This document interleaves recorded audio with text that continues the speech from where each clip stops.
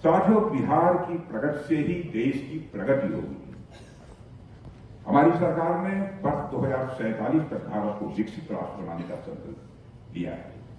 मेरा विश्वास है कि विकसित भारत का मार्ग प्रशस्त यदि होगा तो विकसित बिहार से ही वह मार्ग प्रशस्त होगा। और साथियों, प्रधानमंत्री जी के मार्गदर्शन और मजबूत नेतृत्व में तथा हमारे बिहार के मुख्यमंत्री श्री नीतीश कुमार जी के कुशल नेतृत्व में हम सभी को विकसित भारत और विकसित बिहार के संकल्प की सिद्धि को प्राप्त करना है। इसके लिए पूरी ताकत हम लोगों को लगानी पड़ेगी। हमें लोगों को यकीन दिलाना है कि कोई पार्टी बिहार को उसके गौरवपूर्ण इतिहास की तरफ गौरवमय उज्जवल भविष्य दे सकती है। वह केवल और केवल पार्टी भारतीय जनता पार्टी है।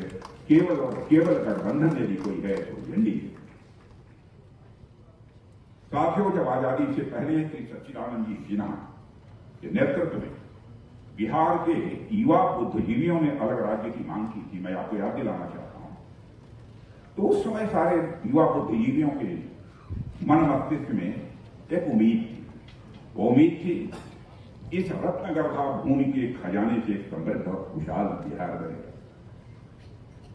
साथियों, जब स्वामी सहजानंद सरस्वती ने छोटे से गांव बिहटा से किसान आंदोलन की जब उन्होंने शुरुआत की थी, जब केवी साहब खून से सनी पट्टियों को साफ जमींदारी को न्यूनतम का प्रस्ताव लेकर बिहार की विधानसभा में खड़े हुए थे, जब राहुल सांकृत्यायन और कार्यानंद शर्मा जैसे सेनानी परमानेंट सेटलमेंट जैसी व्यवस्था को हिलाकर रख देने निकले थे, तब बिहार में उम्मीद थी और यहां के लोग भविष्य के प्रति आश्वस्त थे। बिहार भारत के सुनहरे भविष्य की साथियों एक प्रयोगशाला थी। जब छोटा नागपुर की पहाड़ियों में जमशेद टाटा जी के लिए शाहपुर सागवाला को आयरन ओर हो जाता, और इतना ही नहीं, साक्षी गांव में स्टील प्लांट की नींव पड़ी। जब बोकारो रांची में टेम्पल्स ऑफ टेक्नोलॉजी खड़े हुए थे, जब बिहार के लोगों ने चेकोस्लोवाक और सब रूसी इंजीनियरों के साथ मिलकर विकसित बिहार और भारत का सपना उस समय काटा था मेरे साथियों। और फिर जब अगस्त 1974 में बीमार जयप्रकाश नारायण जी, अस्वस्थ उस समय थे जयप्रकाश नारायण जी, उन्होंने गांधी मैदान से भारी बारिश में डटे हुए जन समूह से कहा था, भ्रष्टाचार मिटाना है और नया बिहार बनाना।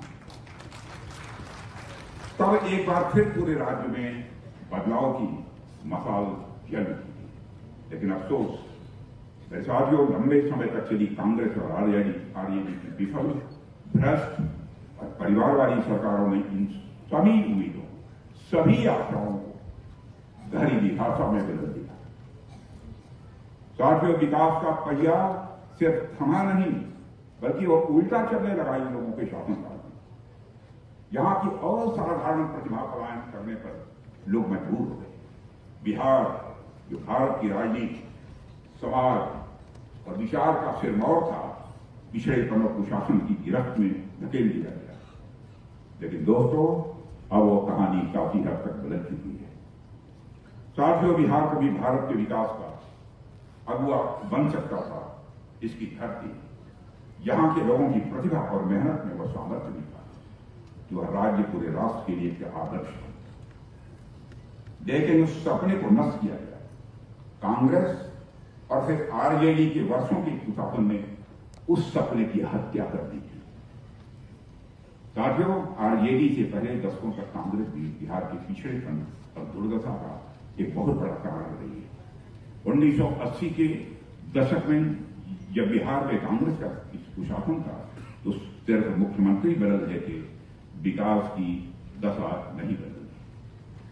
भ्रष्टाचार को संस्थागत रूप दिया गया और बिहार में गवर्नेंस की रीढ़ पूरी तरह से तोड़ दी गई थी। आप जरा सोचिए साथियों, जिस धरती ने साहित्य से लेकर विज्ञान तक, धर्म से लेकर आत्मज्ञान तक हर क्षेत्र में भारत को दिशा दी हो, उस बिहार को कांग्रेस और आरजेडी की विफल, भ्रष्ट और जातवादी राजनीति ने किस गर्त में पहुंचा दिया। साथियों, यह वही बिहार है जिसने बुद्ध को जन्म दिया, आर्यभट्ट को दुनिया को दिया, चाणक्य नीति दी, नालंदा और विक्रमशिला जैसे विश्वविख्यात विद्यालय दिए, यही वह बिहार।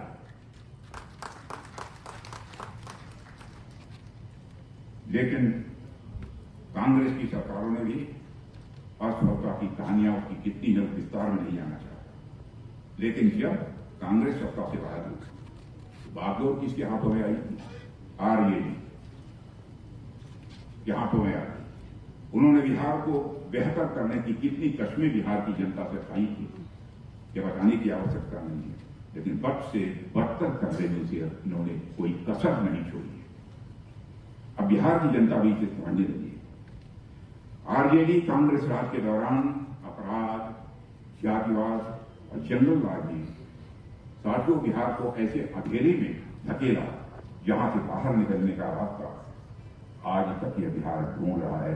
लेकिन हमारी सरकार इस अंधेरे से निकलने के लिए पूरी ताकत से आज काम कर रही है और काफी हद तक इस अंधेरे से हमारा बिहार निकल रहा है।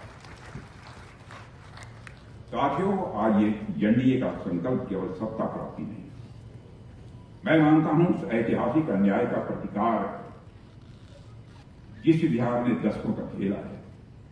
और अब समय आ गया है कि बिहार अपने अतीत से सीखे और उस उम्मीद से फिर से जिए जिसका वो सचमुच में हकदार है। और बिहार और बिहार के लोग विकास और सुशासन का वो भागीदार बने। साथियों, पिछले 2 दशकों में भाजपा और मुख्यमंत्री श्री नीतीश कुमार जी के नेतृत्व में बिहार ने अभूतपूर्व प्रगति की है।